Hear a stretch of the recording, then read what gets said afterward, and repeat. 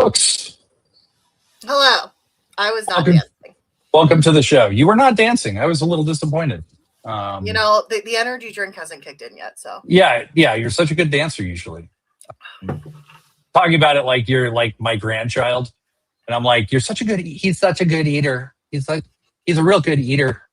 There you go.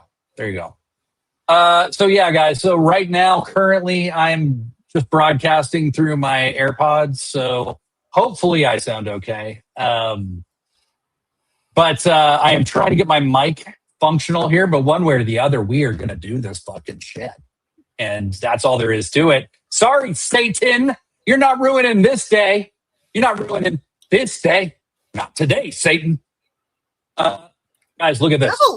You have a lot of energy right now. That's right. You're That's up right. here, and I'm here. I took a nap, and like I told you, I did too. But I took a nap, and then I woke up, and now I feel kind of crazy. Kind of like naps are not my friend. Like I don't normally take naps, and so when I do, I always feel really weird when I wake up. I took a nap, and I feel like I died. like I took a nap, and I feel like Satan killed me. Yes. That's right. Too Fat in the chat. What's up, brother? Be gone, Satan. That's right. Yeah, no alcohol today. That nap took it out of me. Yeah. No, that's good. So no alcohol for books. Nope. Yeah, call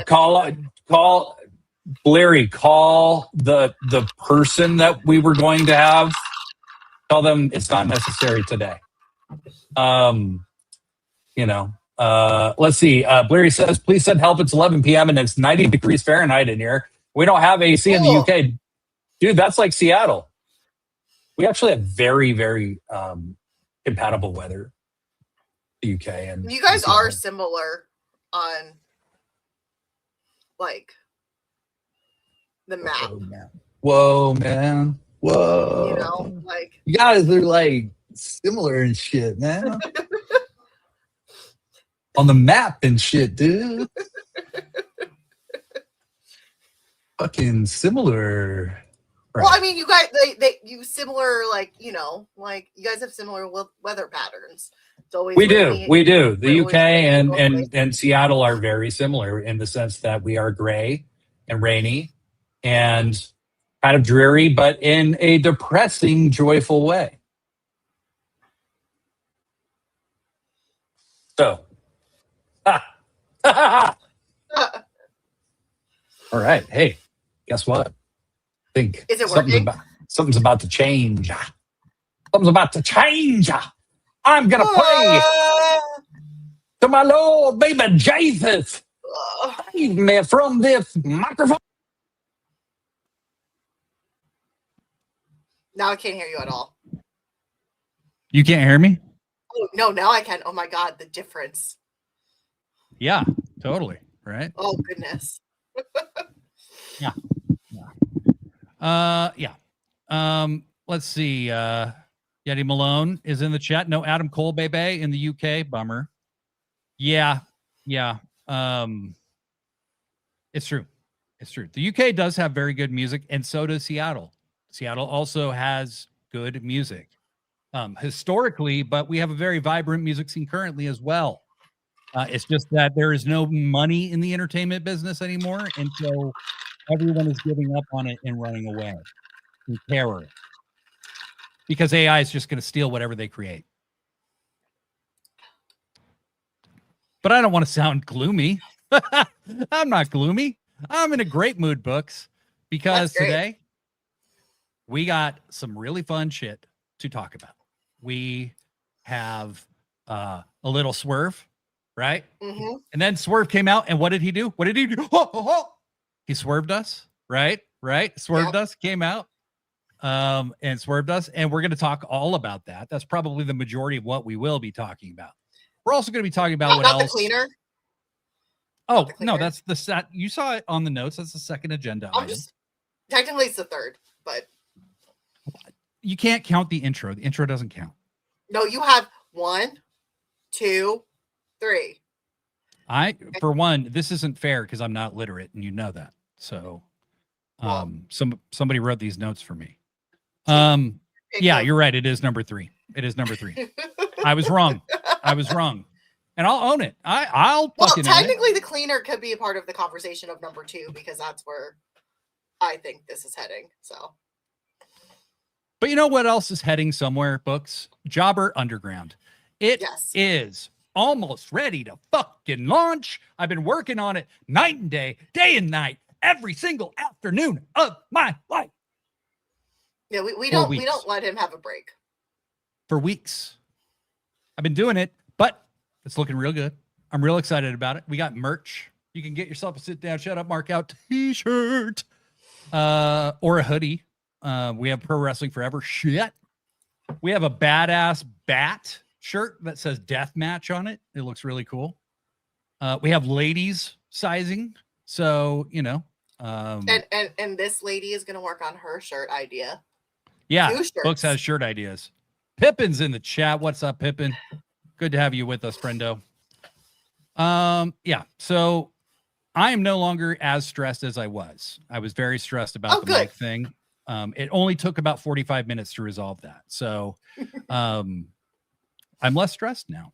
So, and my caffeine is starting to hit. Oh, good. Well, are you ready to just get the show on the road? Yes. That's a very annoying sound. You just needed a little ASMR.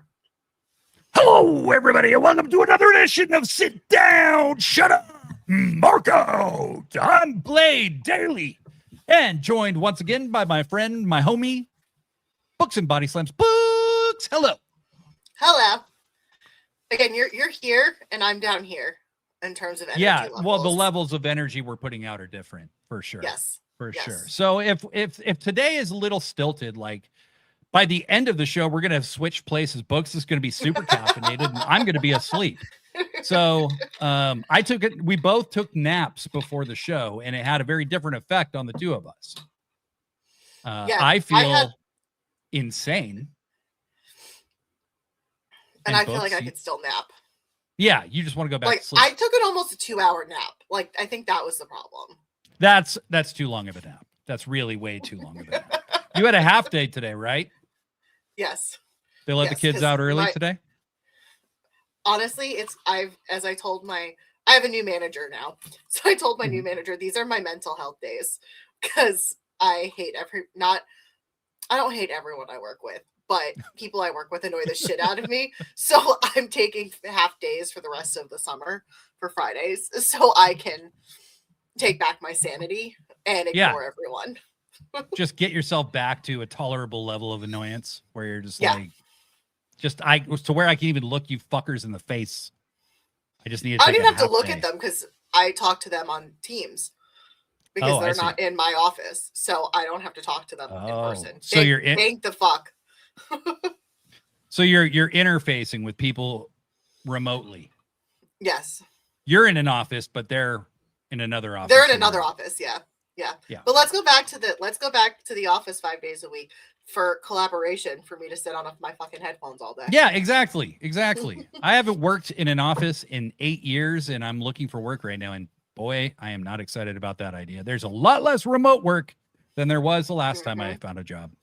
Oh, I every time I see like LinkedIn or Indeed send me a job, and I'm like, nah, not remote. I don't give a shit. Yeah. If you got a remote job, hold on to it until you can't. You know. Yeah. Pippin says 60 to 90 minute naps are ideal. Okay, have you guys have done the power nap though? Like the 15-minute power nap? Have you done that? My ideal nap is 30 minutes. Yeah, my ideal nap is like 15. And then you can you just get enough of sleep to where when you power back up, you're like up. And I ended up falling asleep for like 45 minutes. And then that was too much. Pippin had a half day too, Books. Look at you two. Team half day. The half day team half day. Yay. Sorry. Okay. Yeah. Too Fat got triggered by the teams by talking about teams. I did put my teams on because I have it on my phone for when I commute, so I can take calls. So my lunch, so I can commute on calls. That way, my commute time doesn't count is counted towards my work hours. Wow. Nice. Nice. So Beef today I Mordos. shut Teams off. Well, good. Good. That's good. Yeah. I had Slack. And so Ugh. I just programmed had it not Slack. to send me notifications during certain hours. Like, I just don't even want to be notified if something's going on. Beef Mordos is in the chat. Happy AEW Friday. Remote jobs are as great as Blade's freaking awesome hat. Why are we That's being right. nice? That's right. Thanks, Beef Mordos. Then says, I'm still working you SOBs. Yeah, It's just okay, say, Beef "Fuck it." Mordos. You're with friends, though. And that's what matters. That's what matters. Where everybody knows your name. All right. Anyway. Always never 15 to 30 minute say naps. a fun fact? Yeah. I really not hate, but I'm not a fan of the show Cheers. And you're always glad you came. You want to be where you can No. see. Troubles are all the same. You want to know where you go, where everybody knows your name. Ah. That's James Hetfield from Metallica singing the Cheers song. That's what I was just doing there. Anyway, you're welcome. All right, Books, you've heard of my AEW, correct? Yes, but it's because it's not an app and I have to watch it on my phone. I have not really utilized it. Well, nor had I, friend. Nor had I. Until I realized I could just watch it on my Roku. So I downloaded the app. And then I was like, this is for foreigners and weirdos, right? Like this isn't made for me, right? It couldn't be, could it? Well, turns out, friend, it is. I went on that app and was gobsmacked by the amount of options that there are for indie wrestling to watch CMLL, pay-per-views. I bought a 3-show package of CMLL with English commentary with Veda Scott doing the commentary. It was awesome. Like I was saying, I'm a big fan of English commentary because I get to actually know the characters more that I'm watching. So it was pretty sweet. It's pretty sweet. I wonder if I can get it on my Fire Stick or my smart TV. I think you can. I think it's on Amazon. It's got the Fire Stick thing, I think. You can come at me all you want, but I'm not giving up my Fire Stick because I'm too lazy to re-sign into everything. Yes. MJF Swerve on the show. Time to do that match, says Kevin Abreu. Are you sure it's not AEW radio? I am quite sure it's not AEW radio, Kevin. Yes, so Pippin is saying yes, you can. I just Googled it. Yeah. So guess what I'm doing after this? Are you gonna watch my AEW? I'm at least gonna put it on my TV. Okay, smart. Hey, there you go. But yeah, I didn't realize you can go watch like MJF and Chris Statlander matches from like 2017. Like, it's crazy. So there's a lot of cool shit on there. So to me, it'd be really I think great if they made a phone app. Like, let's just be real. That way I can watch it at work or when I'm like doing chores or something. Oh, very much. Because I have to wear my headphones if I'm like doing dishes or something. Mm-hmm. Just to kind of not be overstimulated. I basically have to have something in my ears, like a podcast, music, something happening at all times. If I have to stop doing that to actually do a project, I get really upset. And it's not reasonable and it's not practical. And I probably have a sad addiction to something that I'm not even aware of right now. But what I'm going to be addicted to is my AEW because it is really good. AEW, they basically left Triller, right? And now they've sued Triller for back pay. There's a lot of companies that have used Triller that never got paid. And they basically recreated Triller. Like it's crazy. So very, very cool. This is just another way why AEW shows how much they love wrestling. It is really like a collaborative effort. And it's much more than just AEW stuff. So if you have Max already and you already have pay-per-views you bought over on Max like me or whatever, You don't have to watch pay-per-views. You know, they don't have the entire catalog of shows, you know, yet. So your max is still worth something. But you can log in for free and just go watch a bunch of shit you probably never thought of before. I was, however, watching old episodes of AEW on Max the other day. Like I was watching Jericho and MJF and their weird crooner stuff. Because it was just so funny to look back on.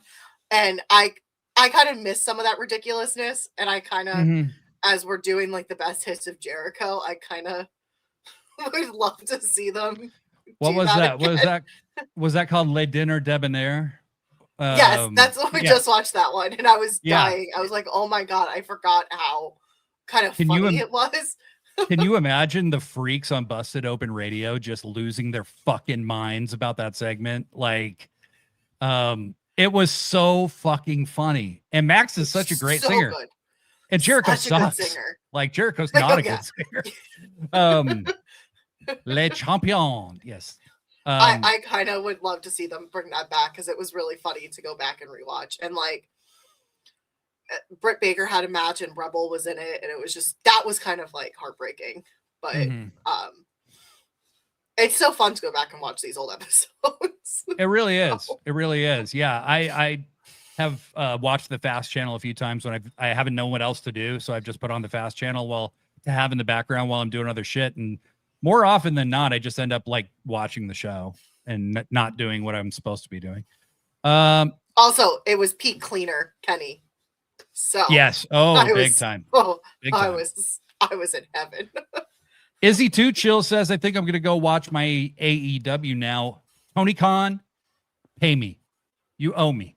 I'm already bringing people to the product. You see the difference I'm making for you, seriously, pal? when people tell me I'm a shill, I'm still waiting on Tony to pay me. So yeah, I'm a shill who works for free. Yeah, we're stupid. We're bad shills. We're not good at this. We are not good at being shills.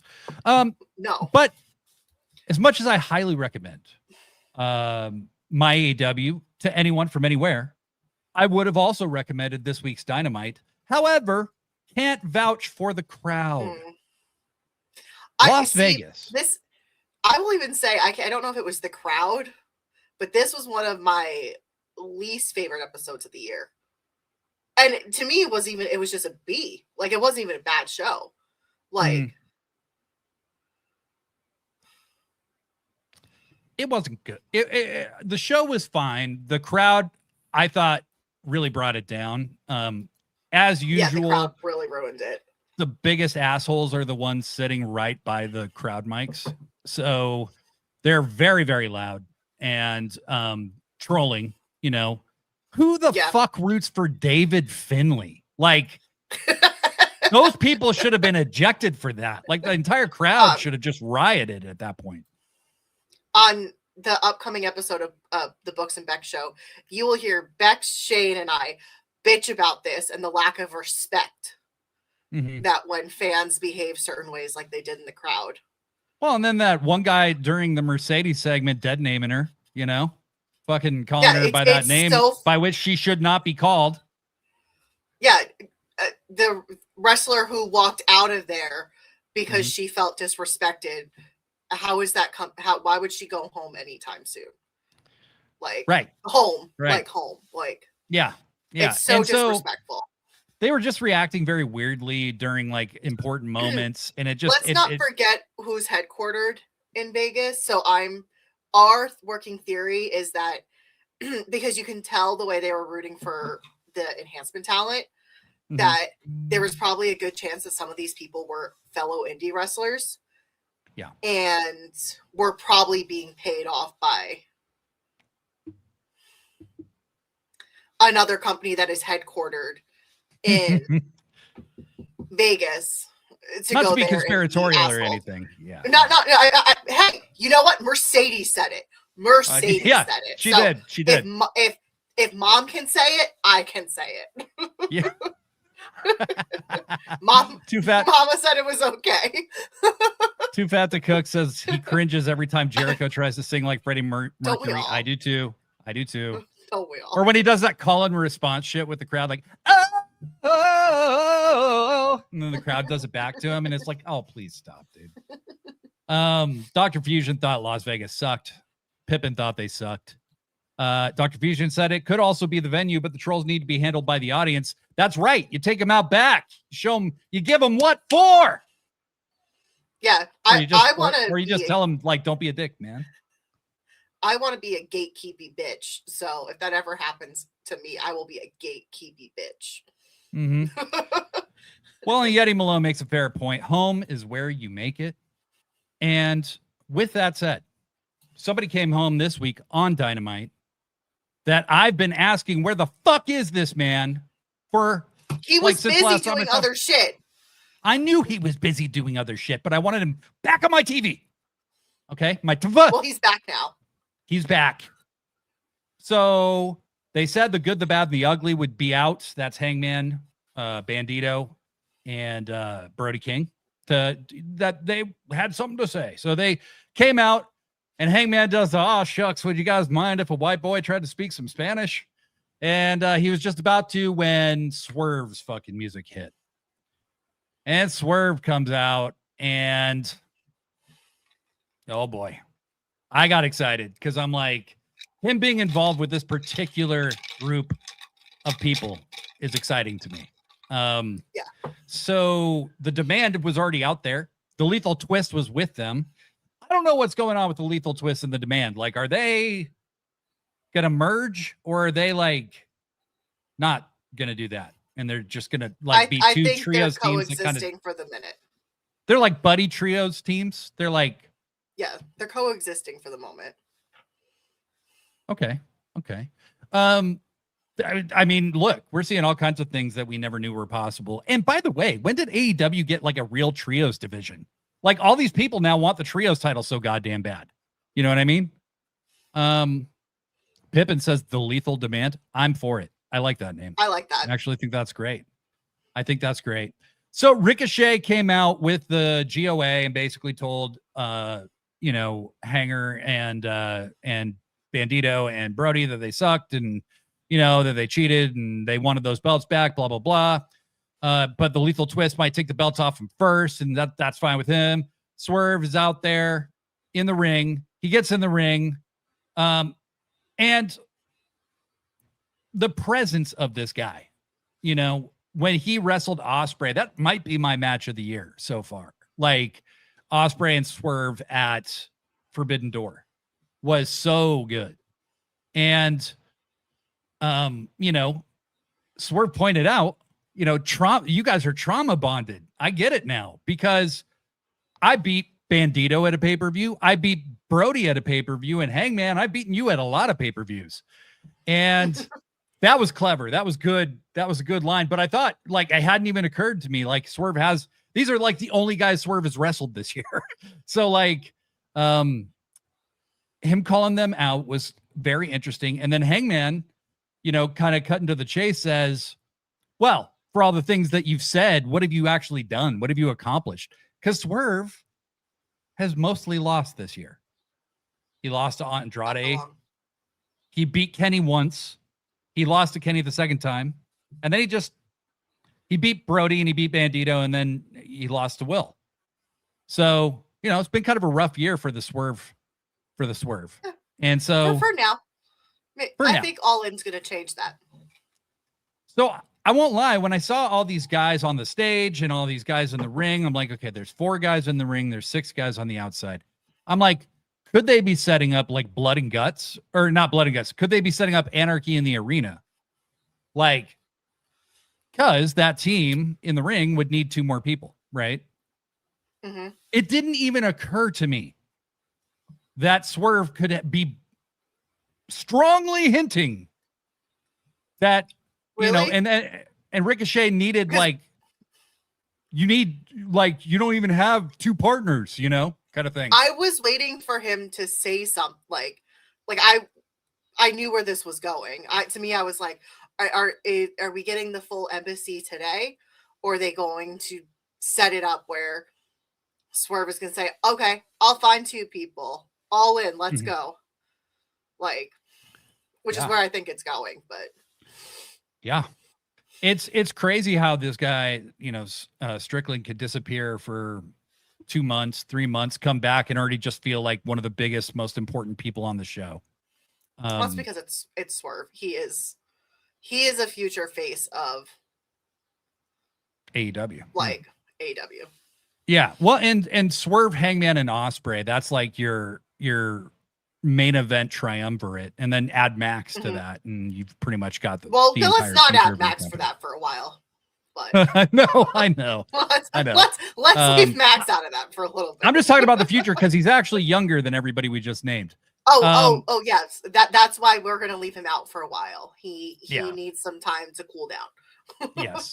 Beef Mordo says, when the Demand were out, they shouted, "Is that Jacob's little brother too?" Just makes fed heads look desperate when they can't enjoy what they watch, so they destroy what others enjoy. Yeah, totally. I mean, at the end of the day, like, guys, when people like shit on AEW or whatever, I'm like, dude, at the end of this argument, you're going to go back to your corner and you're going to watch WWE.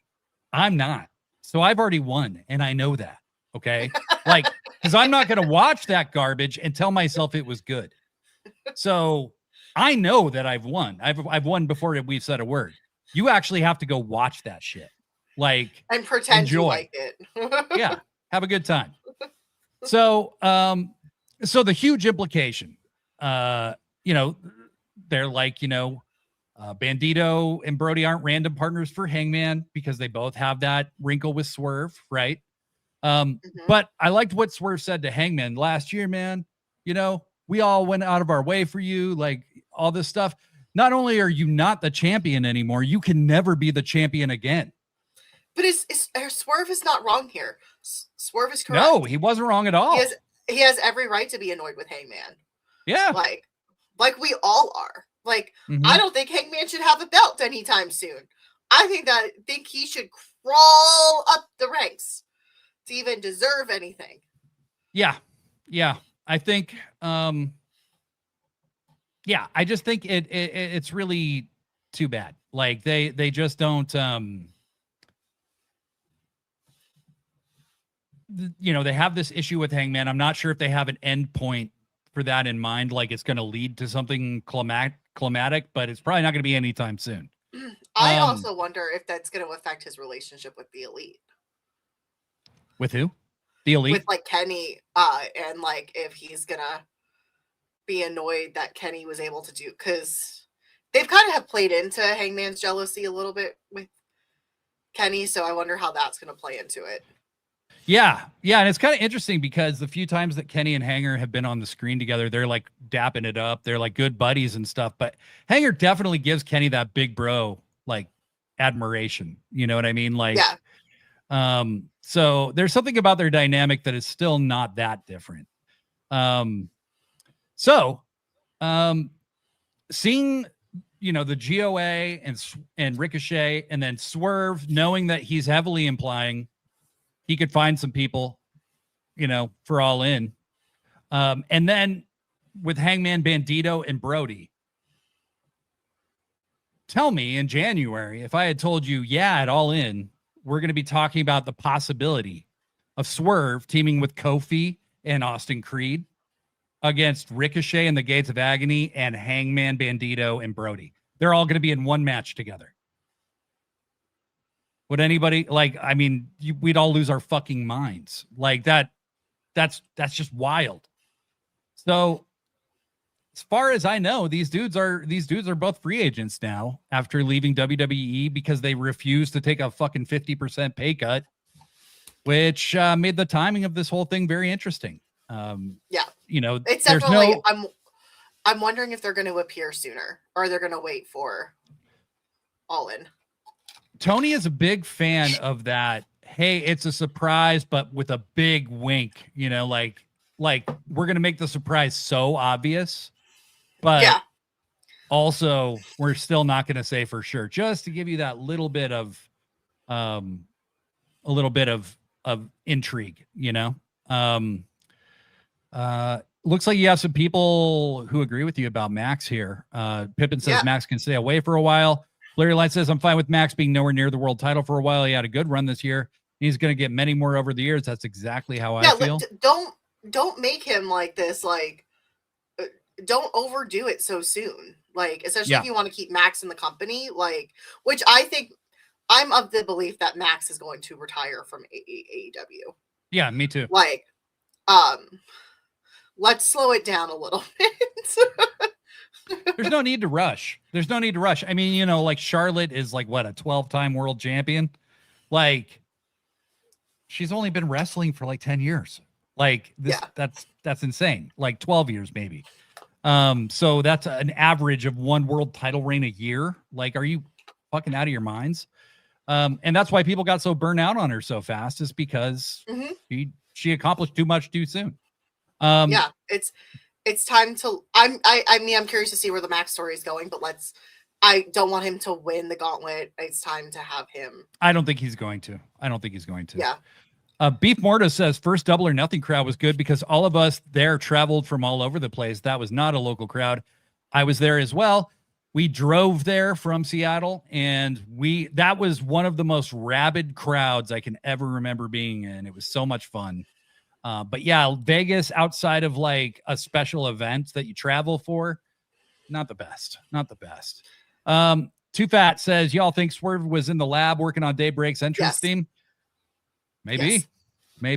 Blurry Line says, Jay Lethal looked like the unkest unk to ever unk in this segment. He's unk for sure. Izzy Too Chill says, I hope Daybreak make an appearance on this upcoming Dynamite. Or start teasing them. Like, we all know it's coming. So it's just like, let's like have some fun with it now. Like, it's kind of like FTR all over again. We know it's happening. Yes. Well, and I think Blurry says it really well here. Like, if they don't come out, like, they'll develop the story more next week, no matter what, right? Swerve will say, hey, I'm going to find 2 partners. We'll see you at All In. Something like that. You know what I mean? Can you imagine if he says something about like it's going to be a new day or some shit? Yeah, like that? he's going make to. It very obvious. Like, so if it's a surprise, people are going to buy the pay-per-view for the surprise. There's going to be people who want to see that more than they want to see Kenny and Ospreay, which is crazy to me. But yes, there will be people like that. So it was a very exciting thing. What do you think personally about Swerve, Kofi, and Creed possibly teaming? Like, they haven't really shared a lot of on-screen stuff together before. So at first I didn't look. I was like, okay, like, like I kind of, but then I started thinking long-term storytelling, because we all know what's going to happen when Daybreak comes.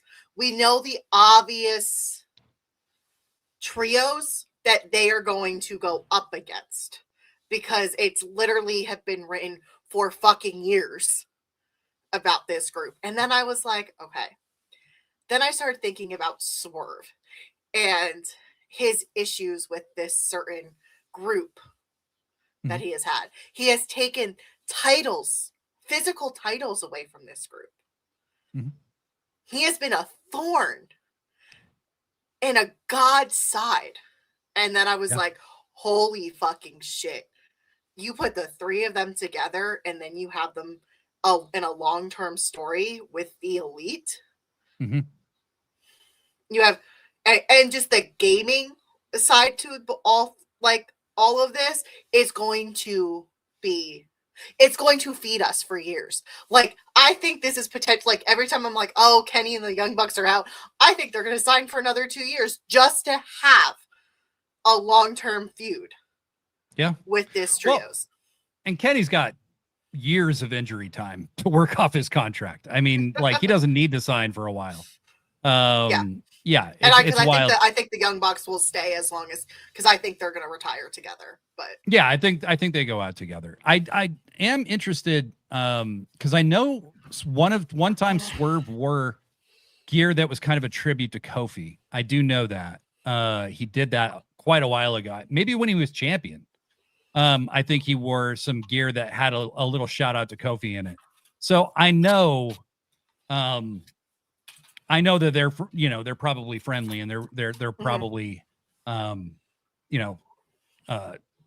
fond of each other. But Blurry Line being a ass troll. Can you fucking imagine if Swerve gets 2 mystery partners and it's Parker, Boudreaux, and Trench? No, I can imagine AEW going out of business. That's what I can imagine. Yeti Malove says the people cry out for Trench. No, they don't. No, they don't. Yeah. So I think putting Swerve with them was the only logical explanation for long-term storytelling. Right now. Yeah. Well, I don't know who else you would team to go against the Elite. Well, if they're not going to go right after the Bucks, you know, and it's going to be, you know, that's going to happen at some later date, then putting them in a trio right now makes a lot of sense. And I'm very, very down for it. Which now makes me think Kenny is definitely losing it all in. Oh, the Bucks are going to win the tag teams, probably going to lose the tag team pretty quickly. But I can see Swerve and Daybreak winning the trios and them setting up, them having a couple of matches. The Bucks lose the tag teams, and you then start the Elite verse. A Swerve Day. I don't know what to call them right now. So Swerve Day. Well, yeah. Yeah. I know that I could see them being a group like the Elite are, where they like, sometimes they team, sometimes they're, you know, separate. The team goes and does one thing and Swerve goes and does his thing. But Kenny and Swerve, they didn't finish their business. So yeah, that's why this makes all logical sense, because you're going to immediately go into the fact that their history with the Bucks and Kenny, you have to put them in a trios to make the long-term storytelling like that. These two, these 5, well, 6 if you count Big E, have done for fucking years. 4 years. The House of the Breaking Sun. I like House of the Breaking Sun. That's badass. I like that, Pippin. You should pitch that. Holy shit. Actually, we're gonna make that a shirt and then sell it to AEW. We're gonna be like, well, you gotta buy it off us because you have to buy it also. It's only fair that you start paying us. Yeah, exactly, you fuckers. Give me a free ticket or something, guys. Give me a merch discount. Jesus. Izzy Too Chill said, I know MJF said it's a new day. Yeah, he did. Yeah, they did. None of them are hiding it. Like as soon as the Bucks did the throwback episode of BTE, watching that, I was like, yep. Beef Mordos, I agree with Bleary Line. We yearn for Trench, but I put him in a stable led by the Painmaker. You know, I'm all for bringing Trench back if Trench is played by Shinsuke Nakamura, and then he's like, surprise, I'm Shinsuke Nakamura. All right. Will losing it all in would be so England kind of thing. There's a history of losing the big ones. That is true. That is true. Well, and one of my biggest issues is WWE does too much of having the hometown people lose, whereas AEW always has the hometown person win. So I would like to see a switch up, because sometimes it feels a little obvious when you put the hometown guy in a, like, we all, like, when they did Tony versus Mariah, I was like, oh yeah, Mariah May is winning, like, because they did it with Saraya. Like, they have a very bad habit of putting. They do. I mean, they can kind of go a little far with that. And I think they are going to, again, on this show, the Brawling Birds are very likely going to defeat Divine Dominion at All In. And Will is definitely going to beat Kenny Omega. I don't see any way around that, because I don't know that All In will be in England next year. I don't know that it will be. Tony Khan hasn't committed to that. So, you know, they haven't announced the location of next year. WWE is going to be out of the country for WrestleMania. There's going to be some big shit going on. Yeah, they may want their big show. They might want their big headline show here. And imagine them having the indie weekend, you know, that week of All In, and they take that from WWE. WWE is just they're chasing the short-term money, but they're going to feel some long-term pain. Yeah. I said this on Books and Becks. Bootlicking for indie wrestlers, bootlicking for a company that literally just said fuck you to indie wrestling and indie promotions by taking WrestleMania out of the country I don't understand that, because WrestleMania weekend is so much bigger than it's bigger than WWE. It's a wrestling weekend, and the brand they name just screwed WrestleMania is very valuable. Yeah, and they just screwed WrestleCon, all the indie promotions. Like, so I can't imagine being an indie wrestler bootlicking for that company right now. Yeah. So I hope AEW jumps in and does something big. Blurry Line says, people say AEW doesn't tell stories, and reuniting the mogul affiliates is long-term storytelling. Shut up, Blurry. Shut up. Pippin says we should at least have a sit-down, shut-up, mark-out coupon code for Shop AEW. I agree. Yeah. I agree. You know it says Miss May is now the Invisible Woman. Bet she regrets jumping ship now. Yeah, wasn't she eating like cake with a She's fork? been eating, yeah. Like, you know, it never has a promo aged so beautifully than Tony Storm. Jesus Christ. Like, that's the most prophetic looking shit. I gotta give WWE credit for continuing the Tony Storm storyline of making Mariah May, like Monroe, irrelevant. I think it's been like 100 days or more since she's even been on TV. Like, that's wild. That is crazy. Skewer Universe. Well, they have like 2 other copies of her already on TV. So like, right. Right. Like, well, and they never want people to look the same or to like get confused with each other. And they think people are so dumb that they're going to confuse Blake with Tiffany Stratton. Like they look that similar, which they actually don't. But like, they're just both like Barbie type blondes, you know? Yeah. But they look quite a bit different from each other at the same time. But their gimmicks are kind of similar, right? Like, I'm a tough little blonde girly girl. And well, last I heard Blake was kind of doing a Tony Storm tribute act. So I don't know. I don't even know. Skewered Universe says WWE taking WrestleMania to Saudi proves they don't care about anything other than getting their blood money. That is absolutely true. That is absolutely true.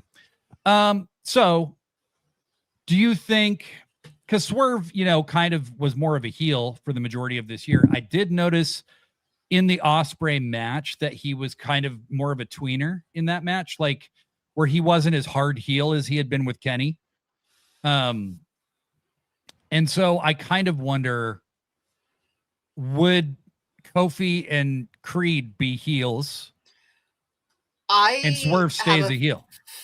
I have a feeling they're gonna, in order to completely, I think, separate themselves from the New Day right now, and the really bad heel turn that they did, in fact, have, I think they are going to want to be a little bit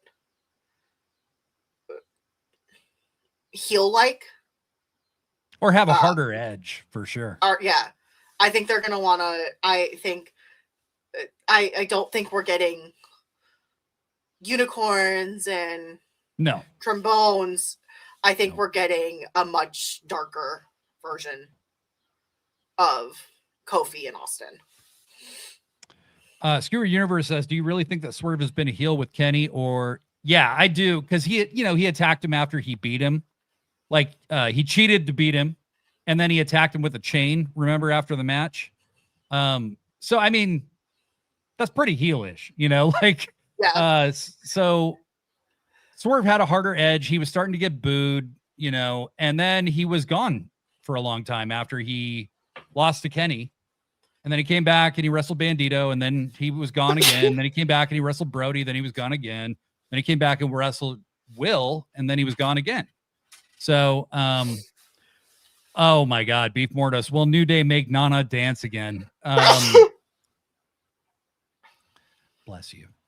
Thank you. I don't know. Too Fat says save Julia. God, yes. Because you did originally spell it Giuliano, which I actually and like. Guilt. And guilt. It says save guilt, save Giuliano, save Julia. Yeah, yes. Well done, sir. Well done. Has he been more in line with Mox and just doing what he needs to do? I think that's every character in AEW to a certain degree, where it's like every character is relatable on some level if you want to relate to them. Like, so with Mox, I think Ospreay was the one who was like, hey, I don't agree with the way you do things. This whole like cripple this person so he doesn't cripple me first is like a paranoid, weird way to think about things. And I don't want to do that. Like, because that's what the Death Riders are. I would say to this day, at any other time, the Death Riders are heels. But yeah, people want to cheer Mox. That's just the way it is. I see right now the characters I see the most similarity are Kenny and Mox. So I am of the belief right now Mox is retaining the C2, the C. He's winning the cup, and it's going to lead then to the C2 tournament with Kenny. I think they have to have Kenny win the C2 at one point. You don't have a person who has won the G1 the way he has and not have Kenny win. But I don't know if Kenny can do it. That's the only thing. I mean, it's really grueling to wrestle that high a quality of a match and do it every week. And Kenny isn't really doing that yet. So that's the only concern I would have. Kenny is playing way too much into not being at the level he was. Way too much. Skewered Universe I think it's a work. You're going to be saying this in 10 years. You're going to be like, Kenny's not 55. It's a work. Excuse me, I called out that he was fucking around with us last year. And who was right? He took a bunch of time off too, though. Like, I mean, he was gone for a long time. Yes, because he wasn't ready. And everyone was like, oh, Kenny's washed. And I'm like, no, he's fucking with us. Kenny wasn't washed. No. Look at him now. Skewer Universe makes a fair point. Mox isn't heel when he's poking Pac's tummy. Agreed. Pippin says blasphemy. Eddie is winning the cup. And Blurry Line just says boop, boop, boop. So I don't want Moxley to win the Continental Challenge Cup, but that's not what we're talking about currently. We'll get back to that in just a minute. Well, it kind of was going into the next. I think they need to change. Like, I think they're very aware of this. Kofi and Creed need to change their presentation from the New Day. Like, you don't want them coming in being a bunch of goofballs and shit. Yeah, I would love to see them with the harder edge. With Swerve and just having a continued, like, you have, again, if this is going to lead to Swerve Day versus the Elite, having them both be tweeners makes a lot more sense. Yeah. Because it's going to get very personal. So. Yeah. The trios division's coming together in very unexpected ways. All of a sudden, there's like a bunch of trios, and like the division feels kind of more loaded than it has in forever. Like the last time the trios belts felt like Tony was really putting any effort into them. I was trying to think of this. Is like when the Acclaimed dropped them at All In 2 years ago. That was probably the last time they felt important. So yeah. Again, I think with the potential long-term storytelling between the Elite and Swerve Day, they're trying to make the trios sound important again right now, because it's going to go on these 6 legendary people right now. So Izzy Tuchel in the chat is the only correct person here. I'm hoping for Mox versus that's Jay what White I would in the like finals. to, but I also would like to see Kenny win the. Well, he can win it in December, but Jay can win it in August. Yeah, that's fine. You know, but I want more Kenny versus Mox. So I'm tired of Mox. I'm just bored. I've been done with Mox. So. And it's not that I don't like him. I do, but the same way people are talking about MJF, that's how I feel about Mox. Like it's MJF was like that vacation he's needed for when he had to come and replace Punk. Yeah. I just think Mox, I mean, for any criticism you may have of MJF, I could say it 10 times more about Mox. Like Mox has been on top of AEW. He is still the most protected guy in the company. He almost never loses. It's just like, I love the guy. He's a legend. I think he's one of the all-time greats. But I would like a break so that I could appreciate him a little more, you know? Like, I can't appreciate him when he's on TV every week. My theory still is that if Sheamus comes in, you have him and Claudio beat the shit out of Mox. Mm-hmm. God damn it, Yeti Malone. Blade wants Dean to go home, SMH. Stop it. You stop that. He's going to start screaming that every time John is on TV now. Yeah. Come home, Dean. We want you home, Dean. I hope those guys got their ass kicked on the strip after that show. Okay. So let's see. Always Never says Creed and Kofi were heels at the end of their WWE time. They will be just fine. Yeah, I know they will be. And I think Creed will be funny no matter what role he's doing. Yeah. Right now, he's got a pompadour mohawk with braids. I've never seen anything like it. He even has the little swirly, like Superman curl in the front. The man's hair is a work of art currently. If you haven't seen it, make sure to check it out.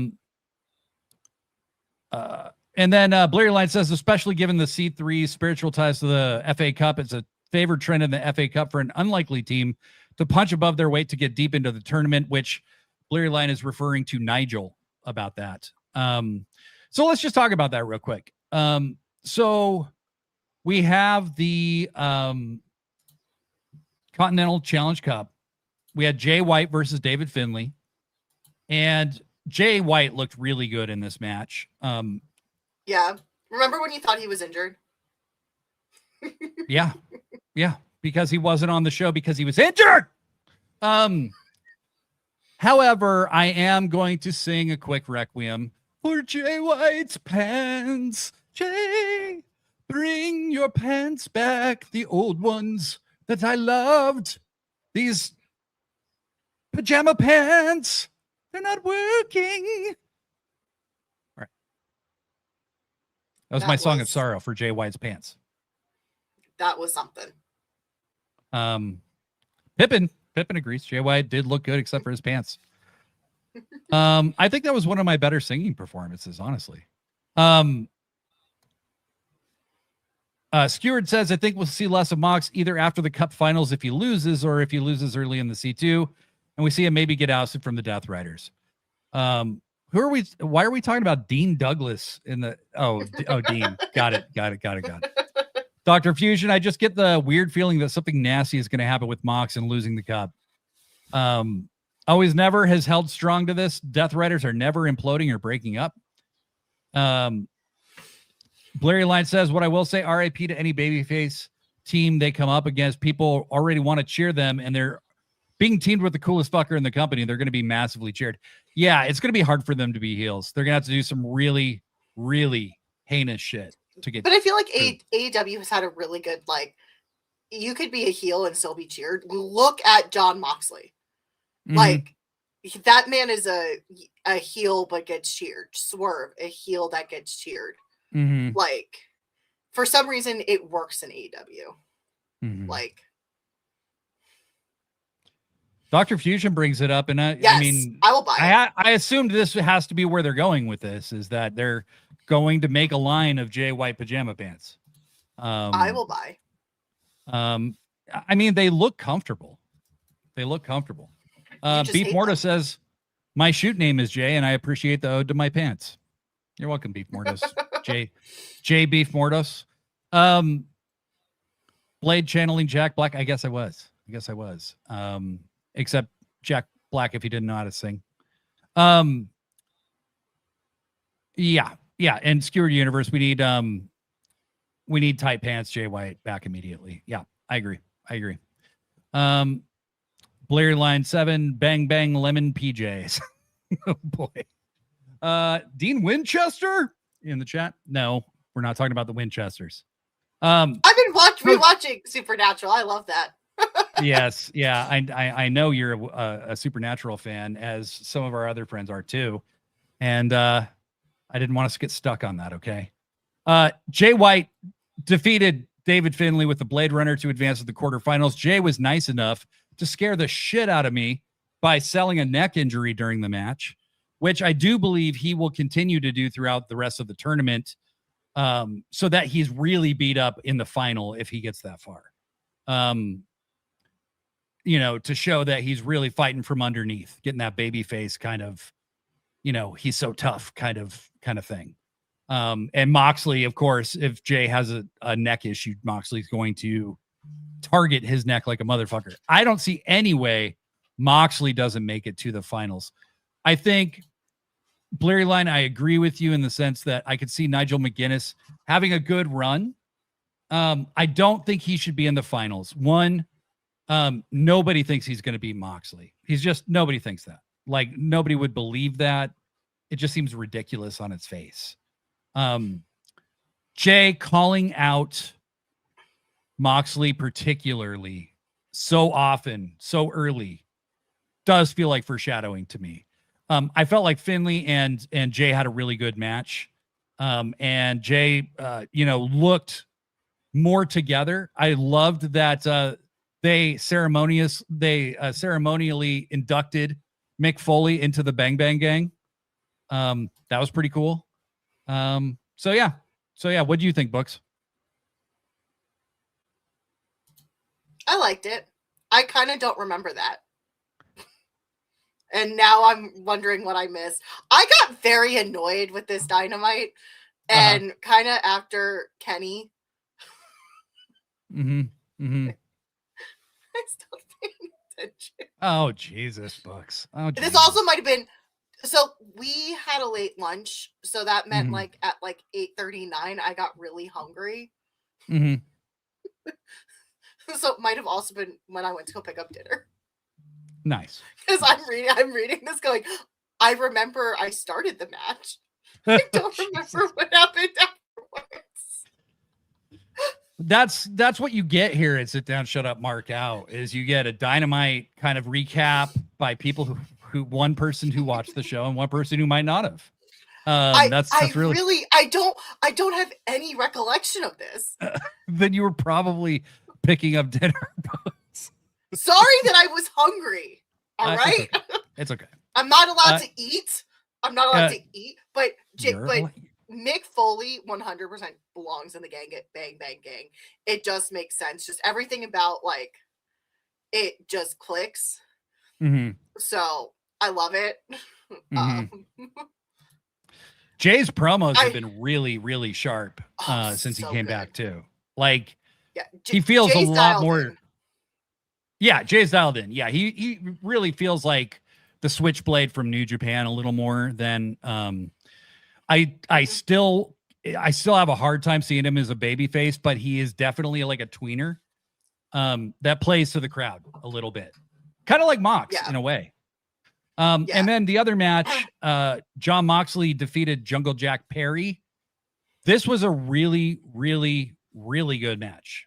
And I think this is a great example. And once again, all credit due to John Moxley. This is how you get somebody over even when you're going to beat them. Is he was really slapping Jack around for a lot of the early part of the match. I mean, he's just dominating him kind of. And didn't respect him, clearly.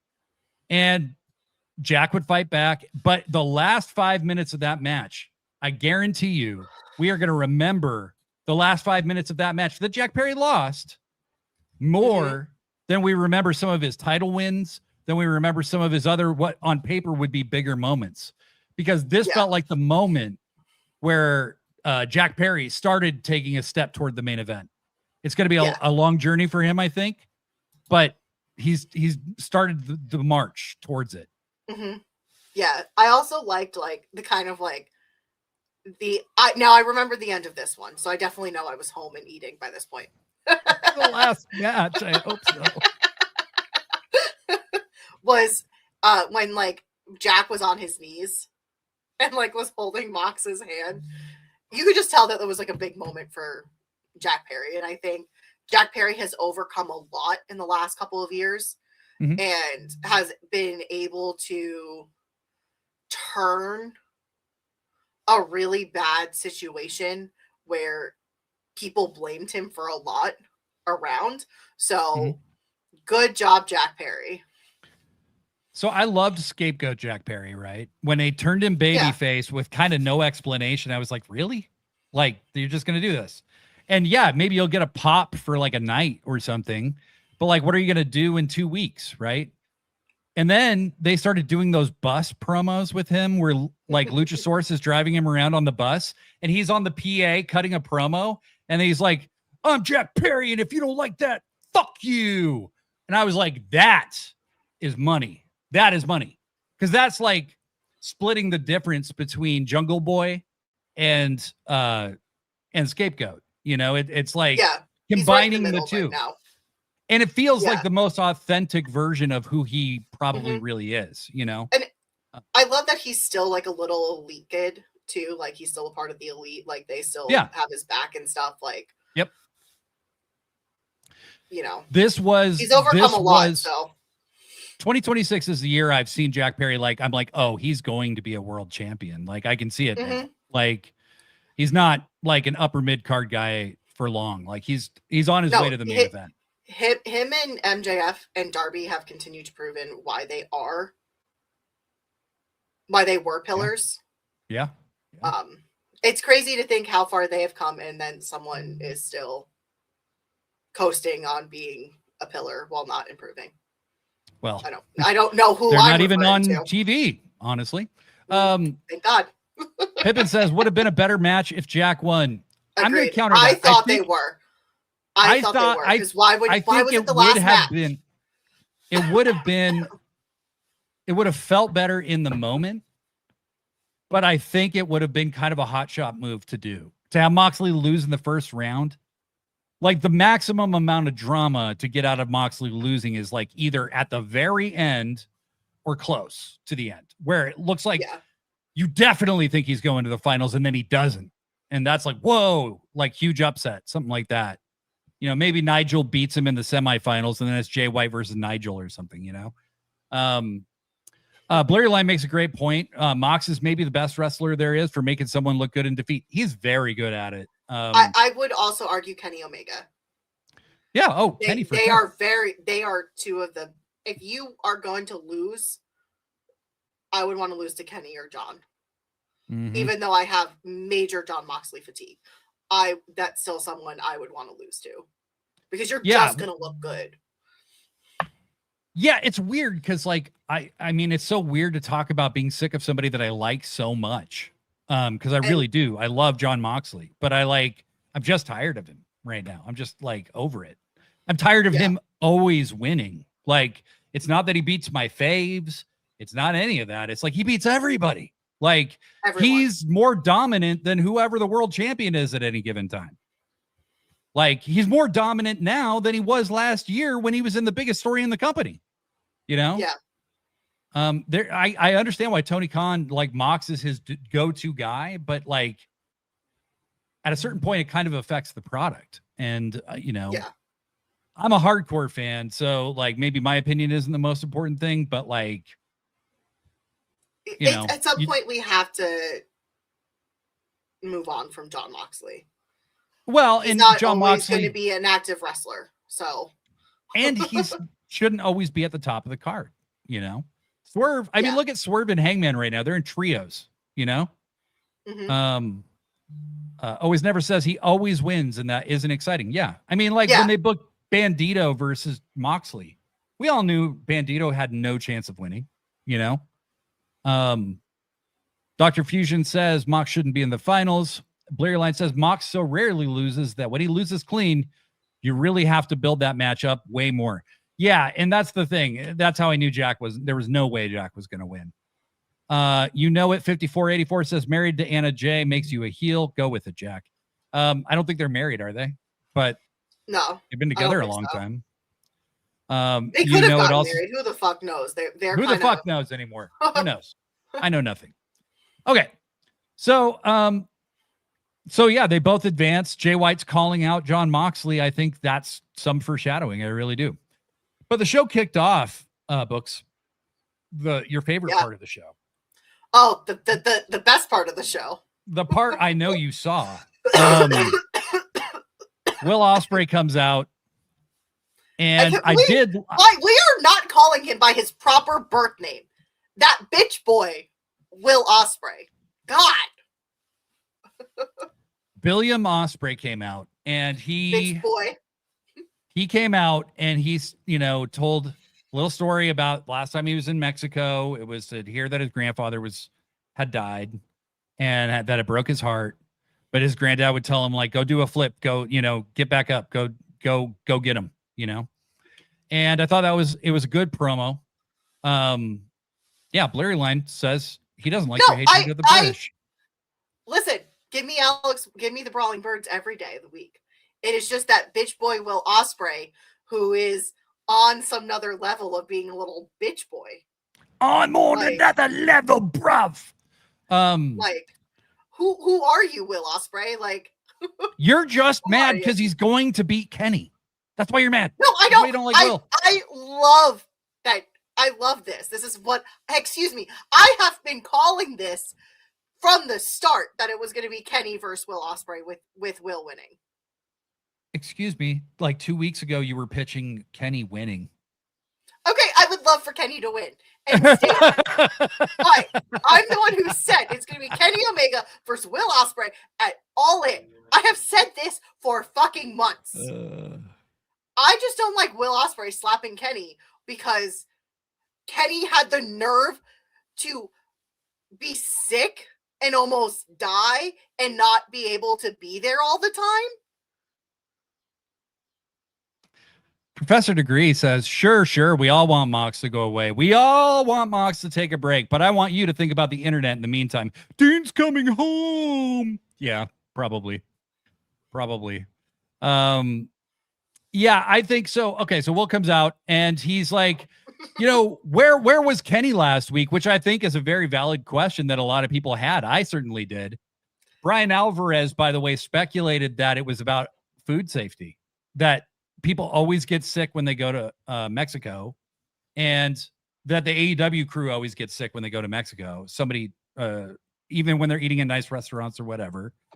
I'm not speaking from my own knowledge or experience, so please don't crucify me for saying this. But that's a serious concern for Kenny Omega. And like his best guess was that Kenny probably just didn't want to take the chance that he would get. Lost how many feet of his intestines? Can we give Omega like I know we all joke about the diverticulitis, but we really have to give like when people are like I joke that Kenny has not come to North Carolina because this motherfucker used to use North Carolina in his entrance. Oh, because I heard that when I was rewatching, that episode I was watching where he's like, he once wrestled in North Carolina. Yeah, when was the last time, Kenny? Like, he just hates North Carolina. Mm-hmm. But we have to understand this man almost died, and he can't even enjoy his Wendy's anymore. So can we be nice to him? So Will's calling out Kenny Omega and like a bitch boy, and says, "Why don't you come on out here, Kenny?" And then we get the brown note. Don Callis walks out and kind of just tells the story of on day one watching this company, neither one of us, Will or Don, were here. But whereas you were looking at a place to come and wrestle, I was looking at a place to come and exploit, and I found the perfect weapon to exploit this place with, and it was Kenny Omega, until Kenny decided he didn't need me anymore. Yeah, Books in the chat, by the way, says our food is questionable. Yeah, Taylor Farms, we have exploding diarrhea in this country right now. I was talking about North Carolina. Oh, okay. Our food is it's all fried. Yeah. The first time I came to North Carolina, I had to go to Walmart to literally get a green juice because every vegetable was fried. So Don is basically then saying and then I brought you here, Will. I booked that match with you and Kenny. Pippin's ducking out. See you later, Pippin. Thank you for Enjoy hanging your out. Pizza. Big love. Have fun with the kiddos. And basically said, I brought you here, and then you kind of betrayed me too because you didn't think you needed me.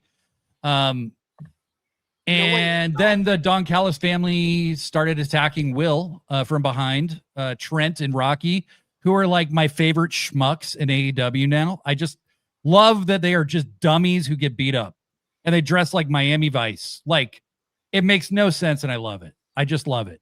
And then who else? Jake Doyle was with them, and he was way behind them because they run way faster than he does. And then Mark Davis was also out there. And so they're all beating down Ospreay, and Kenny's music hits, and Kenny runs down to the ring with a pipe, and he starts hitting people with the pipe. See ya, Beef Mordos. Have a good day, good weekend.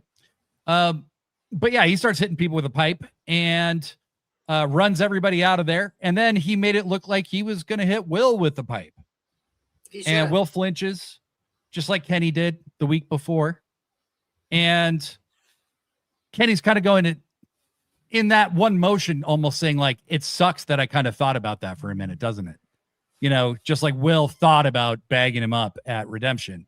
And so then he kind of cuts this promo of like, you're reckless. You get out of control because you're starting fights with everybody when we have this big match coming up. And this is not the version of you that I want, Will. I don't want any excuses. Tell me when Kenny's telling lies. I know. No, it's true. But Kenny's delivery is a lot more like anime. A lot more like anime villain. Look at Books. Books is busting out in the sweat over here. Good Lord. Oh God, I've wanted this version of Kenny back for so fucking long. So when he crouched down and did that, I was like, that is my cleaner right there. The cleaner. Also, he wore that jacket that sold out in like 14 seconds, and it made me sad that I didn't get one. Yeah, I literally keep going onto the Shop AEW website to see if it's been restocked. Yeah, no, it's just gone, man. And basically, Kenny said Ospreay's getting sloppy, which he kind of is. My friend Books would have said this is Sephiroth coded. It's so Sephiroth coded. Yeah. But Will is, Kenny has a point here. Will is kind of his willingness to destroy himself is kind of becoming a problem for him, and Kenny's like, you can't do that if you're going to beat me. So Kenny doesn't want any excuses. Ospreay doesn't want Kenny treating him like a kid who needs protecting. He said, you won't need to help me again. Thank you. And then he like shoves the mic into Kenny and walks out. And that ends that. Ungrateful little bitch boy. And you guys wonder why I call him a bitch boy. He's ungrateful. Like Kenny, he acts like Kenny doesn't give a shit about him. And here Kenny is coming out to save him yet again from him running his fucking bitch boy mouth. Yeah. Blurry Line says, I think the cadence is on purpose, Kenny's cadence, especially considering the kinds of things that a UK crowd would like/dislike. Skewered Universe says, do we get the Kenny Omega broom dancers back at All In? That is the most important question anyone has asked. My application. I already put in my so application. So did I. So are we going to be the broom dancers? I may be. Yeah. Sweep. Actually, I probably wouldn't. I'm probably on a watch list for me. Not be putting here Kenny Omega. Well, yeah, because you sent the request to his home address, Books. Like Will's promos being very authentic and conversational are going to make him even more of a babyface of the crowd. And Kenny talking in a very stagey manner is not something that folks here will like. I think they're like pallbearers. You need to all be the same height. The broom people. Yeah. Wait. Yeah, I'm taller than Books. I bet I'm taller than Books. Blade won't even clean up the chairs after we record Pro Wrestling Forever. He's not going to be a broom girl. What? Skewered Universe also applied to be a broom girl. This is not fair. Not fair. I am the only girl. So I mean, to me, this didn't change my opinion on what's going to happen at all. But I've liked the build a lot since Redemption. They've done such a good job. again, playing into the mentoree, the history between them has been so fucking good. Like they are making you question though, is Kenny going to win? Like, is Ospreay going to be too reckless? Like I gotta give them credit for that, because they are making you think it can go either way. Like, I still think it's gonna be Ospreay, but they are making you question it. And Books, it's going to be Ospreay. Okay. I know it's gonna be Ospreay, but I'm just saying I can feel the cope. I can feel the cope. They are doing a very good. Listen, I want that to return. My Wayward Sons to return. I want Kenny to lose. I don't want the Bucks to be tag team champs. I want them to come out to carry on my Wayward Son again. That's what I want. All right. I mean, if you believe I'm it, just maybe saying, one day I will. Like, who knows? Like, I'm just saying they are doing a very good job at making you think Kenny has a chance of retaining. I think you've inspired Skewered Universe, because he said, "Hey, Book, sometimes I feel like a pretty woman." Yeah. Skewered Universe is a very beautiful woman. You should see him. Very beautiful. Okay. Well, the chat's getting pretty spicy. There's people talking about skid marks in there. I know. The Tobero says Kenny has no chance. I understand this. I am just saying they are letting you believe Kenny has a chance by Will being reckless. Willow was taping a interview with Renee, and Mercedes just beat her ass right in the middle of it, and then called her a dumb bitch and walked off. And that was kind of cool. I like Mercedes. Yeah. Even though that was ruined, but by because she posted it on live. Oh no, I was saying because there was a disrespectful little shit. Yeah, so there was the asshole telling Sasha to come home. Like, guys, seriously, like, you haven't moved on. Like, it's been years. She literally demanded her release and didn't wrestle for like 8 months so that she could get out of her contract. Yeah. She walked out. And she never came back. So, yeah, she's not going anywhere, and her name's Mercedes. I have a question. Do I have nice things to say about Mercedes? Don't I always? I am a Mercedes stan. I'm not suggesting anything less, Books. Don't get violent, okay? Don't look at. I see the look in your eyes right now. But you're the one who says, does Books still have nice things? Oh, do I still have nice things to say about Mercedes? Yes, I do, because Mercedes is a fucking queen. Yeah. Fuck. Larry Lyon says, Willow's from Long Island. Like, I'd rather have a Boston champion, and this is coming from a New Yorker, than a Long Island champion. Wow. That is some hate. So you must have been really pissed off during Statlander's reign, too. Oh, yeah. Fucking I hate Long Island. Larry Lyon says, I used to sweep up horse shit, and I have lovely hair. Confirmed. So I should be a broom girl. Larry, and you're in the right country. So, I mean, it's all stacking up well for you, pal. It's all stacking up well. So are you saying Books is going to have so much cope she'd have to form a team with Christian Cage? I worry for Christian in that situation, because I think Books would be very distracted as a tag team partner in that situation. She's referred to Christian as Zaddy, like, he is a daddy. Many times. Yeah. He is a daddy. Am I telling lies? He is a daddy. The Tobero says, I think they're doing a better job of making you think Willow has a chance. I agree.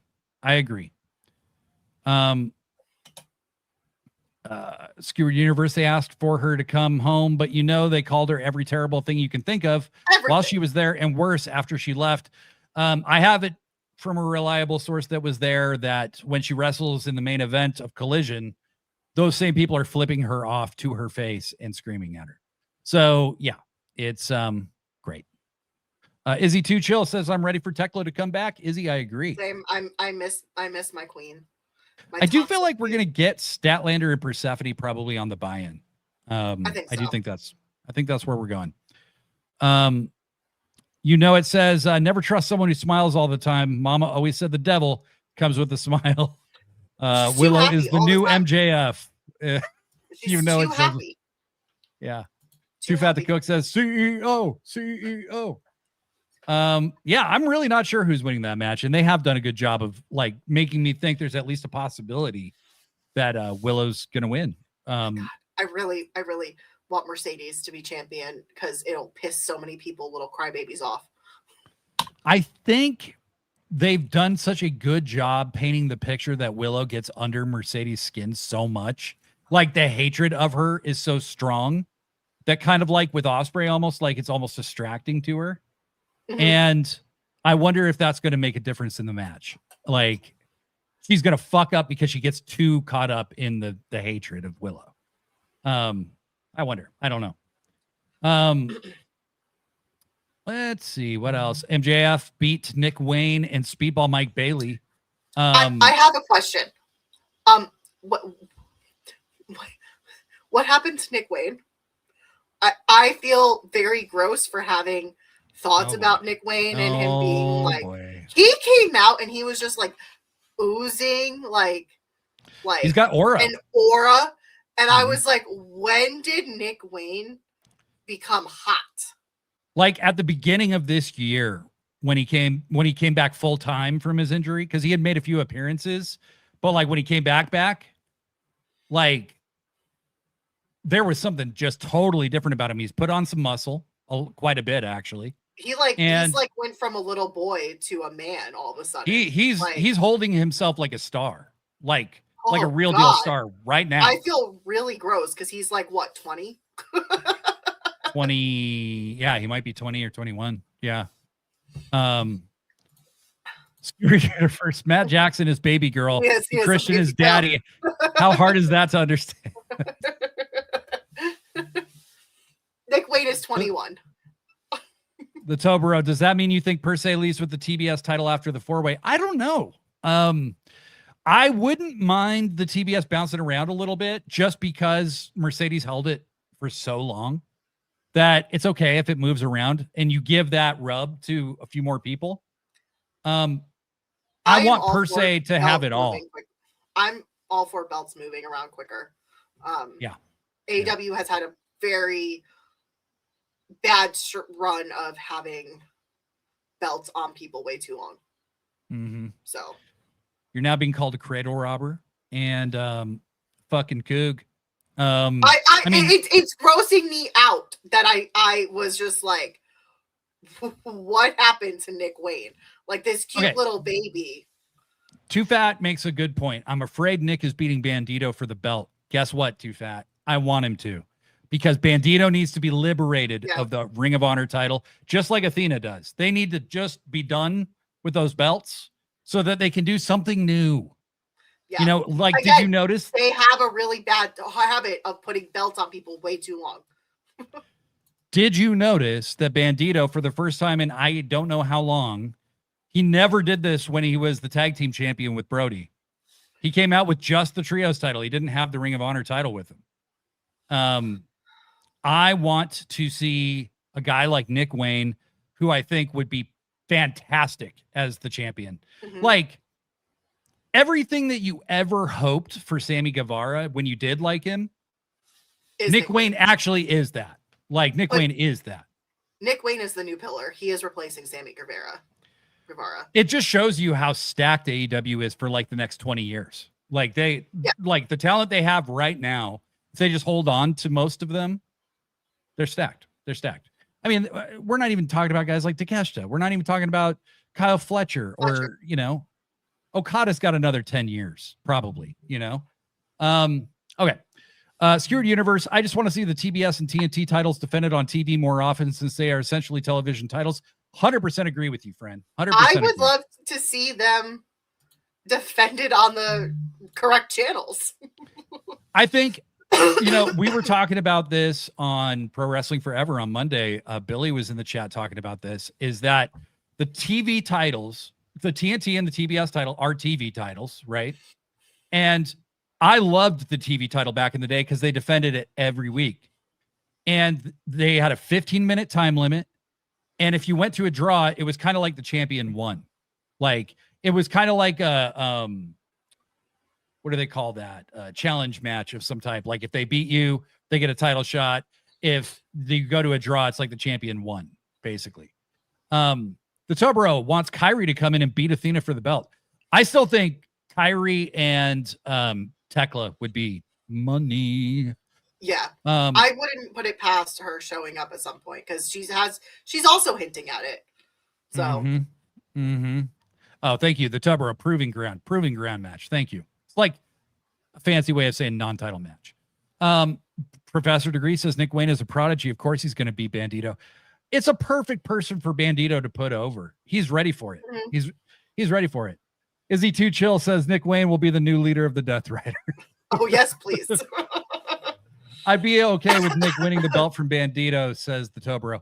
And it would be such a huge win for Nick. It'd be like the biggest win of his career, you know? And Bandido, you know, whatever. Like he can brush that off and keep going pretty easily. Blurry Line says Tekla needs an all-in match. So I have a thought about that. I would settle for a big segment of Tekla, like an in-ring promo of some kind or something where Kyrie comes out and challenges her, like where she is the foil for a big new free agent showing up. Blurry Line says, like, if she doesn't get one, fuck this company in this instance. Yeah. I just think Tekla is a huge star and you need to present her that way. And it's not uncommon for people after they lose the belt to take some time away from TV, but she's been gone 2-3 weeks now. Like, get her back, you know, it's time. So anyway, MJF, Nick Wayne, and Speedball had a really great match. Excellent showing from everybody.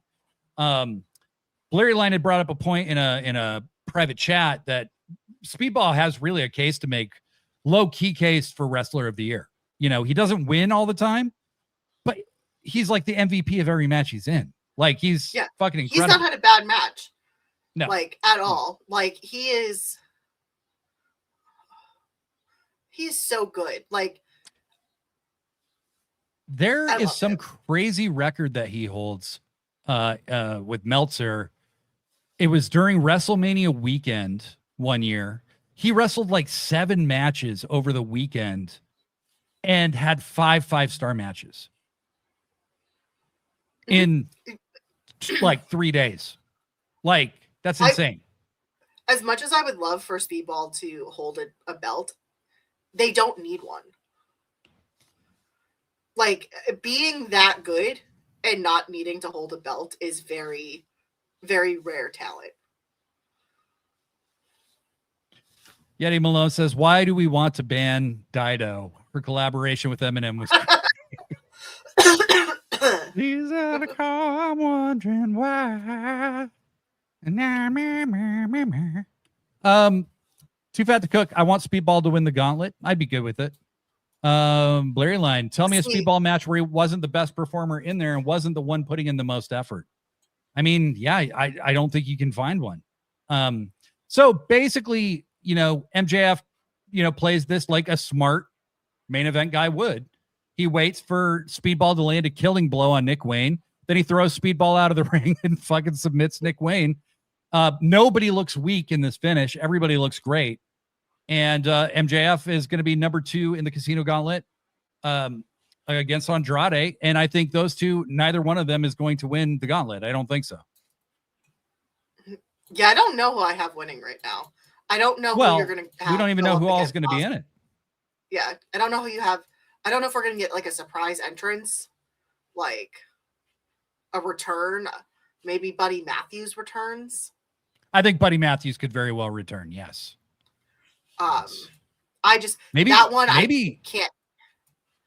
You were saying how excited you are for Malachi Black to come back. So oh yeah, I'm so excited. I can't wait. I know he's one of your faves. So love maybe him. Zelino come with him. Huh? Oh yeah, great. But Tobero makes a fair point. I love Speedball, but I want to see more depth to his character. He's a bit one-dimensional at the moment. Happy-go-lucky, nice guy. I'd like to see some depth. As much as it pains me to say that, I feel that way about Bandido just a little bit too, where I would like to see more depth to Bandido. Now, when he did that interview with Renee where they were eating Mexican food together. That was great. That was really, really cool. It added some dimension to Bandido. I just want them to do that on television, not on a YouTube video, you know? Yeah. Yeah. Yeah, I agree with the Tobero. If Malachi comes back, he'll probably team with Buddy and feud with Brodito. Yeah, I think so. That's what I would do. Too fat to cook. Tommy End is going to TNA. Don't quote me. As long as he learns how to take a pin and watches what Andrade is doing and realizes sometimes you got to swallow your fucking pride, and that's what will make you a main eventer. So, I'm asking the chat. You guys let us know. Who do you guys want to win the gauntlet? You can pick anybody. You know, the people who are already in other matches probably aren't going to be in the gauntlet. So if you pick them, you're probably wrong. But I would like to know. What if Hangman entered in one?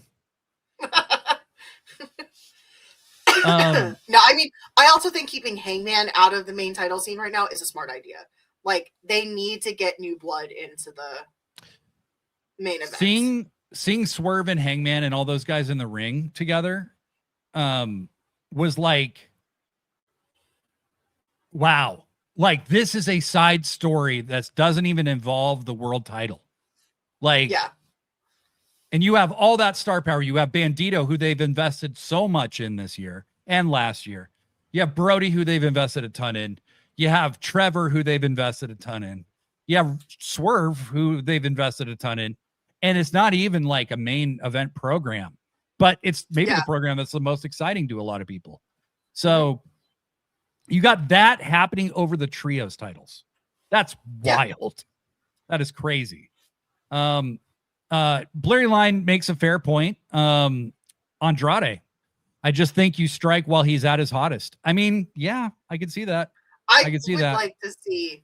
I just don't know who's the most logical to go up against Will Ospreay right away, because I would have said Kyle Fletcher, but I think they're gonna wait to do Kyle Fletcher. Yeah. You know, it says probably not going to happen, but Claudio, I have to agree. I don't think it's going to happen, but I do love Claudio. I know quite a few people who are like, Claudio should have a world title reign. And I'm like, no, not really. Like, I love Claudio. That's just not kind of his role. Yeah. And I don't think Claudio wants that. I don't think he does. You can kind of tell when people are very much like very happy with being where they're at. He's someone who's always given me that vibe. Yeah, and Blurry Line, points out he had an ROH world title reign. He had two, actually. I love Claudio. Don't get me wrong. Izzy Too Chill also picked Claudio. The Tobero says, how could he not? But also, have you ever known anyone from the Netherlands? We must be talking about Malachi here.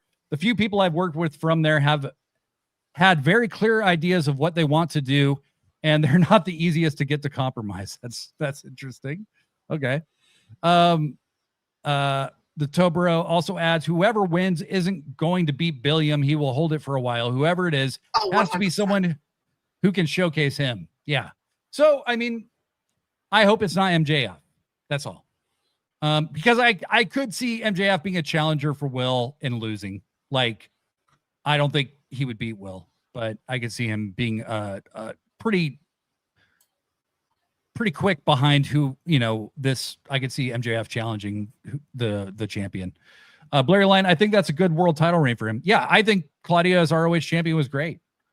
Tobero, I wouldn't be surprised to see Mox so they could get to that feud, Moxley and Will. I was thinking earlier in this conversation, the Death Riders have been really quiet as it relates to Will. Do you really think that's over? I don't. No. I think they're gonna let they're gonna let it sit for a while. They're gonna let Will think he's comfortable first. Yeah. It says, I'm okay with know your role, but if Darby can get a small run, why can't Claudio? I mean, I just think Darby has more of a star vibe than Claudio, and it's an intangible thing. It's really not about talent or about skill. Like, I think Claudio is one of the best wrestlers in the world. I just, Pac is the same thing. I just think they kind of accept their position on the card for what it is. And, hear me out. Sheamus comes in and they get a tag team run. Sheamus? Yes. You really want Sheamus? Wow. I liked them together. Yeah. And like, there's some people I just feel bad at how they've been treated. And I'm like, I want them to like go out on a better. Now, what I would say to some of the other people who are talking about Claudio is seeing Claudio have a TNT title run, seeing Claudio have an international title run. I would love that. I think that would be awesome. Professor Degree says I wouldn't argue with Pac winning. I wouldn't either. And I would love to see Pac with the international title again. That'd be dope. Buddy Matthews, that's a definite possibility. I think that's definitely a possibility. So there's lots of interesting options there. Plus, there's going to be some surprises. There always is in these things at All In, certainly. So Kevin Knight defeated Chris Jericho. A friend of mine who I love dearly was kind of mad that Jericho looked so strong in this match. Kind of thought Kevin Knight should dominate him or whatever. And I'm like, they're just not going to do that with Chris Jericho. Like, he makes way too much money to be just like a literal jobber. Like, they're not going to job him like that. Yeah, no. It's also Chris Jericho. Like, yeah, he's one of the biggest. No matter how you feel about him, he's Chris Jericho. Yeah, and I think Kevin is doing something really interesting. There isn't a lot of chicken shit heels in the business anymore. Most people are like cool heels, like Mox or somebody like that.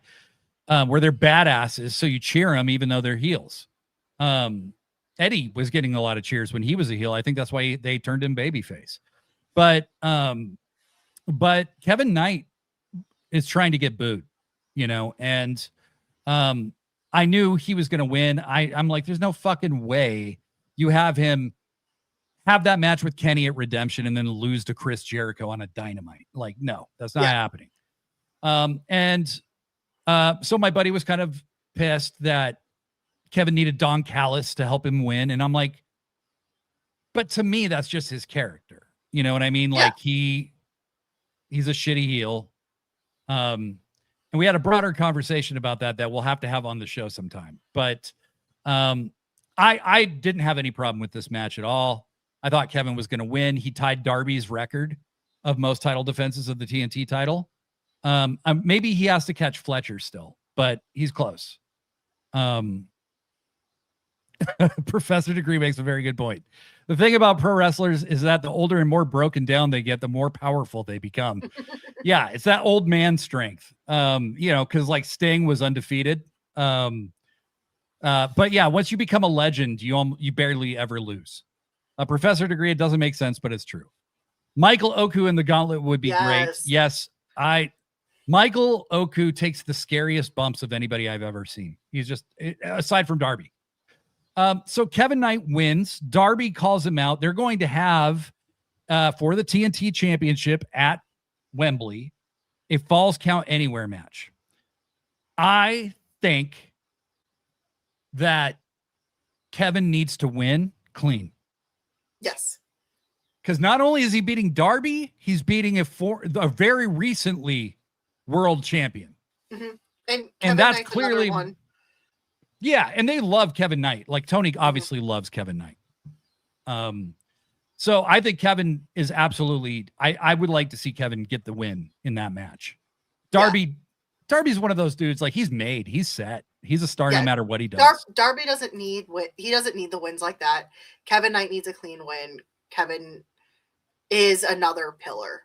Like this man is. He purposely. AEW was his dream. I think he's going to be someone who's there for a very long time. So keep building him the way they are. I'm, working with legends is how you grow, unfortunately. So yeah. I mean, look, I know in today's world, Chris Jericho is like the enemy for so many people. Like they just hate his fucking guts. But at the end of the day, if you think Chris Jericho doesn't have something to teach a guy like Kevin Knight, you're out of your mind. All right. This is. And I said this when we were like debating if Jericho should stay. I wanted him to stay because the knowledge he has is invaluable. Like we may not like Chris Jericho the person, but Chris Jericho the wrestler, Chris Jericho the veteran is very much needed behind the scenes there. So, well, and this happened with a lot of guys who were legends who were getting older. Before we knew what a douchebag he was and a terrible person, Ric Flair, when he was older and still wrestling, like in his mid-50s, like Jericho is now, and still, on TV every week, people were kind of the same way with him. He just looked old. He could still have a good match here and there. I thought Jericho's match with Ciampa a couple weeks ago was great, but like, I'm not a big fan of his magician pants, the sparkly magician pants. And then him calling himself Jericho instead of Chris Jericho just makes him seem more like a magician to me. And I'm kind of like, if he starts doing magic during his match, like he pulls a rabbit out of the turnbuckle or something, that would be entertaining. I would support it. But he definitely is coming across very magician-like, and he's got those low-rise sparkly pants. And Kaylee was saying, like, those pants are holding on for dear life. And what we don't need is a bunch of Jericho crack. Nobody needs. No, we don't. We don't. So, like the way some ladies have to tape their boobs to keep them from popping out, tape your pants. Jericho may have to be taping his pants up. Yeah. Tobero makes a good point. I could easily see Sheamus be there. Being in the UK at Wembley, I'm sure he could retire after that. Yeah. The Tobero says Jericho's got Tanahashi ass. He does. Blurry Line's still talking about Jericho's icky hammies. When Chris came out in the shorts on Grand Slam Mexico, he's got crack tape. Yep. Professor Degree says Darby has been a star maker since day one, and his title run makes that even more true. Kevin going over Darby is one more rung in the dude's ladder to stardom. Yeah. And Jericho has a magician's mustache too, Professor Degree points out, which he does. I think he's trying to look like a magician. I literally think he is. That's what he's doing. Blurry Line says he doesn't need Jericho's leather cheeks. And the Tobero says, which is a lot better than Nana's ass, which constantly gets shown on camera. Yeah, Nana sags his pants so much that they have fallen off and his ass has been exposed plenty of times. It was announced that Kyle Fletcher was a little upset because he thought he was going to have to defend his title against Konosuke Takeshita, but Don Callis assured him that it's not just that he got something in return, and that is that Okada will also be in the match. And Fletcher's like, how does that help me, Don? And Don's like, but it's good for the belt stays in the family no matter what. I think Takeshita is going to win this one because those two. I like that Fletcher betrayed Takeshita and immediately sees what a mistake he made and hates Okada openly now. Like he just hates him. Yeah. And Okada showing up and being like, hey, Kyle, I just want you to know the belt is going to stay in the family. And Kyle's like, fuck you. Like, I hate this guy. It's going to lead to a bigger feud between Fletcher and Okada. Yeah, and Fletcher might end up turning babyface, which he will be a massive babyface if he turns. Absolutely massive. Especially if he keeps the pink gear and shit. Like that flower like headdress thing he came out with. I love it. I'm like, this dude is crossing.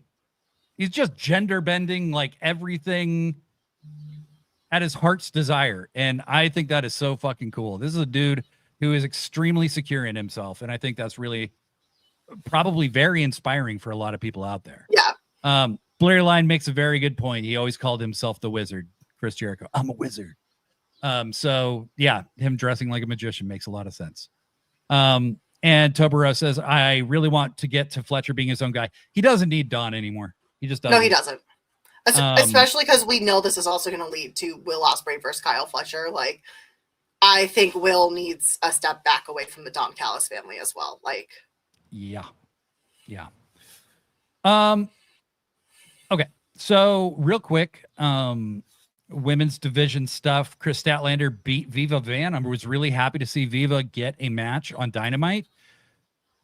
It could have been longer, but you know what? It's a start for Viva. Her being booked on the show is a good sign, and I would like to see more of her. She's a very good wrestler and a legit pioneer of Vietnamese wrestling. And I think that like she's going to end up being a legend no matter what she does.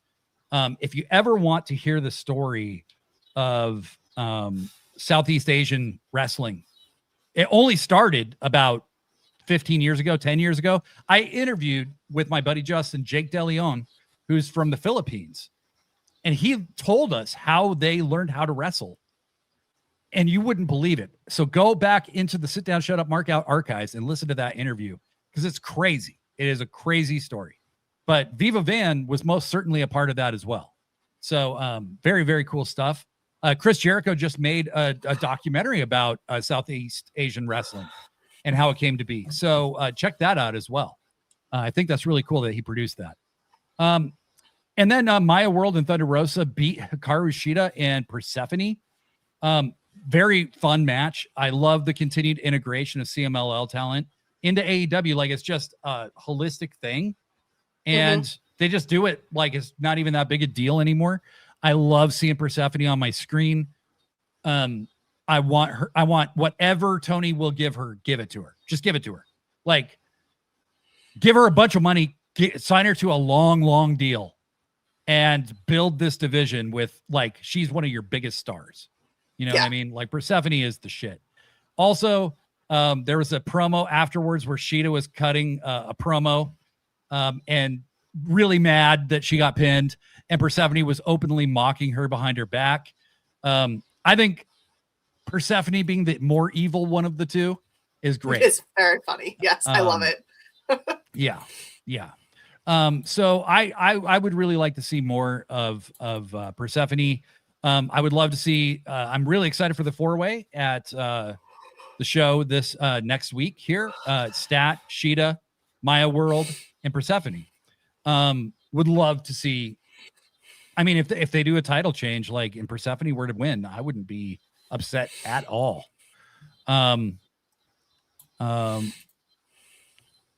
If he loses, he should just go for the AEW title if Ospreay wins. Yeah, I think Kyle would be a challenger for Will as champion for sure.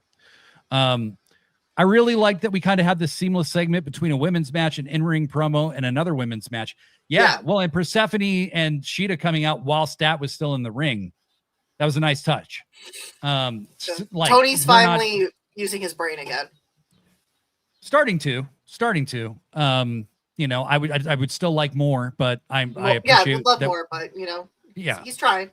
We're getting something. Yeah, we've made some progress, especially one with so much representation. Agreed. Toblerone tells Blurry Line, I'd love to see him actually go after Kevin to get his TNT title back. They have teased tension there. So maybe Kevin Knight becomes Don Callis's like golden goose after Fletcher leaves. I can see that, but I thought Knight was going to be involved with Swerve somehow. So no idea what's happening there. Yeti Malone says, Viva Van. Blurry Line says it very well. We lost Stephanie Vicker. We won Tekla. We got to make sure we win with Per Se too. Yes. The only good thing is I think we are all seeing what's happening at the other company. And I think that is very much helping people realize the grass. AEW's got all of the momentum right now. Just all of it. I mean, they've got all the momentum as far as goodwill with their fan base. More and more people checking AEW out. I see it in threads constantly. The Tobro, Knight and Okada have history, right? Weren't they stablemates in NJPW? Was Kevin Knight in Chaos? I don't know. But yeah, that's a great question. I hadn't really thought about that because I don't think Kushida was in Chaos. Maybe he was. Professor Degree says, not since the golden era of Tekla has a woman grappler captivated my heart and soul and simultaneously terrified me like Persephone. The golden era of Tekla, which was approximately 2 weeks ago. Blurry Line, I feel like Kevin, the Him Bros, and RPG are the only ones who really still need Dawn. Maybe Okada for fun, but he doesn't need it. Okada I think works with Don because they're both funny and they're both assholes. And I don't want Okada like being a nice dude. You know what I mean?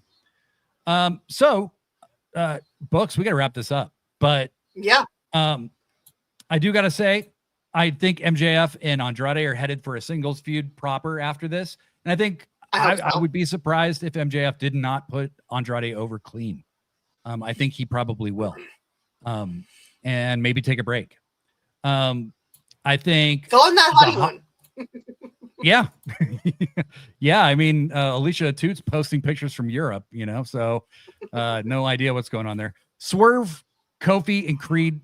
I'm very excited about that possibility. The more I think about it, the more excited I get.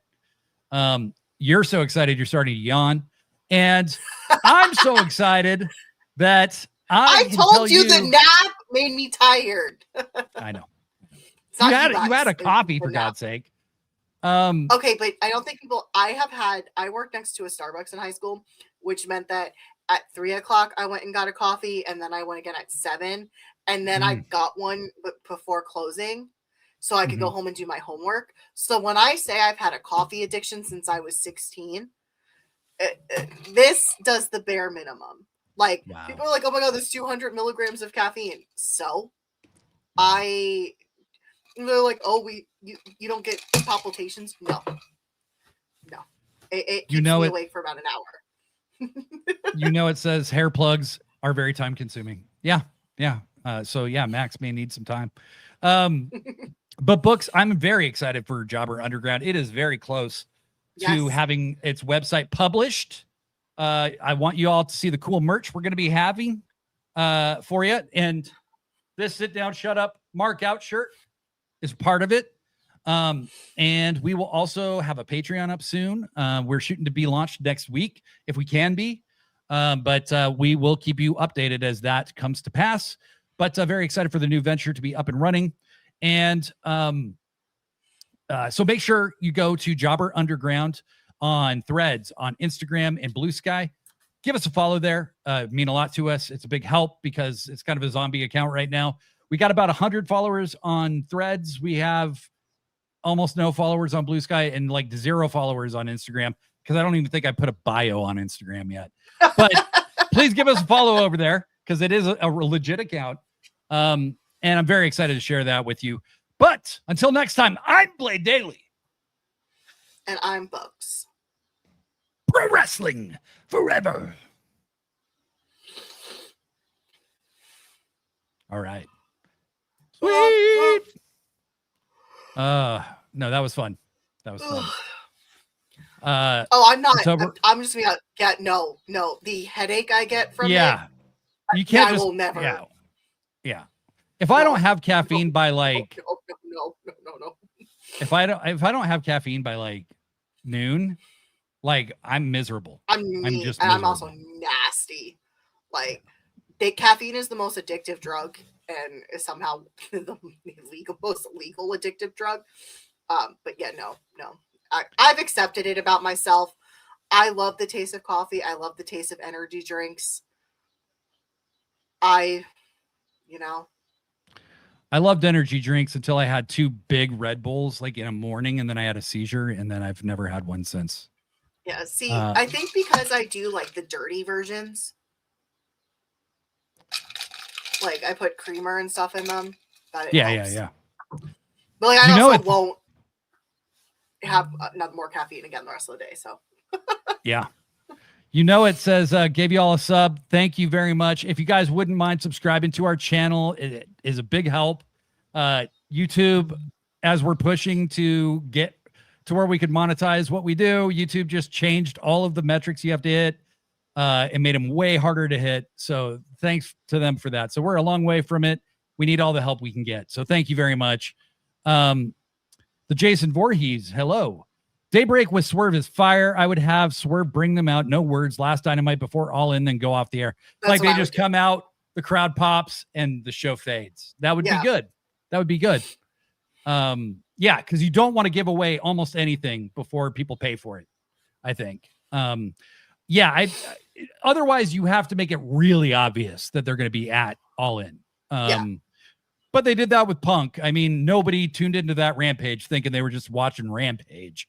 We all knew CM Punk was going to show up, you know? All right.